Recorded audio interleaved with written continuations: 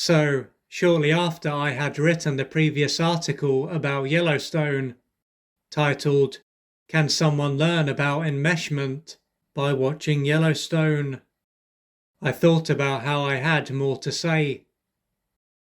In this article, I spoke about how Jamie, John's second youngest son, is very sensible and reserved, and how different he is from his other siblings.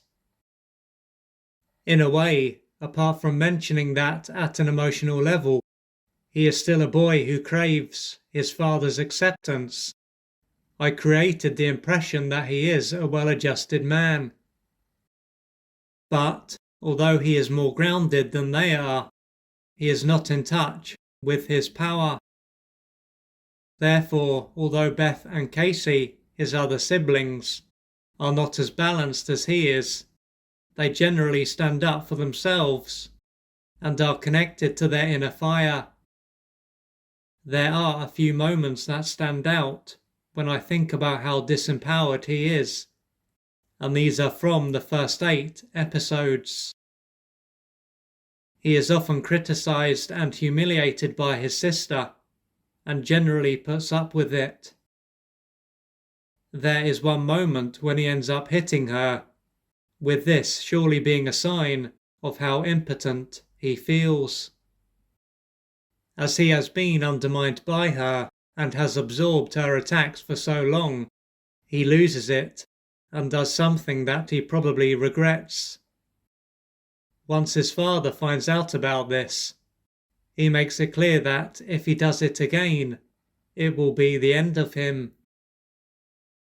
If he had spoken up before and not been a punching bag, he might not have gotten to this stage. There wouldn't be a build-up of pain inside him that he would end up being controlled by. Along with this, it is only after he meets a woman, Catherine, that he is able to start listening to himself and doing what is right for him. This woman, his assistant for his political campaign, essentially gives him permission to be himself. On one level, this can purely be seen as an example of him having met a supportive and loving woman. But, as he is not in his power, she is more like his mother, and over time, she could become frustrated by his lack of backbone. There is also one moment when she speaks for him, and there is a chance that she could become controlling as time passes. Based on how passive and unassertive he is, it is not a surprise that he has ended up with a woman who is very active and assertive. Likewise, it is unlikely to be a surprise that she has ended up with someone like this either. She might have an issue with surrendering and letting go and embracing her feminine side due to what has taken place in her past when she has done so. The big question is, why is he not in his power? From how his father has treated him on so many occasions, it is as though he doesn't see him as a man. His father appears to have a very fixed idea of what it means to be a man. And as Jamie is a man who is somewhat sensitive and not as hardy as his other brother, and even his sister, who is very masculine, he is not respected by him. And, considering how his father treats him as an adult, it is likely that he treated him in a very similar manner during his formative years. His father comes across as very strict and emotionally shut down, but in the flashbacks, he seems more laid back and emotionally responsive. His late wife, Jamie's mother, also comes across as the parent who is more masculine and in control in the flashbacks.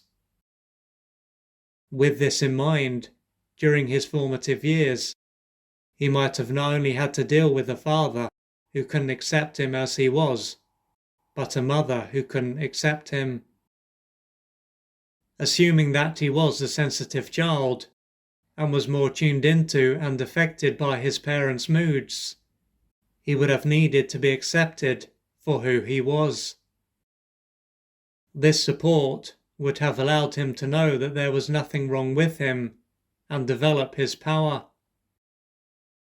Without this acceptance and him being criticized and rejected, he wouldn't have been able to grow and develop in the right way.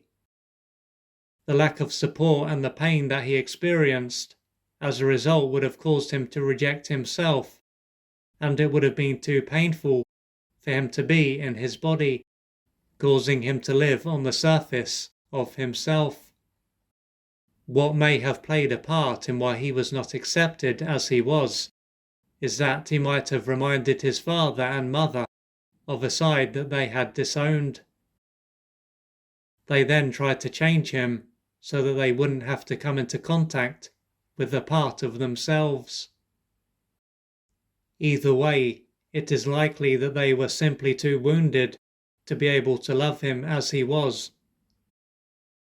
Most likely, they also had parents who were unable to accept them as they were, and this forced them to lose parts of themselves.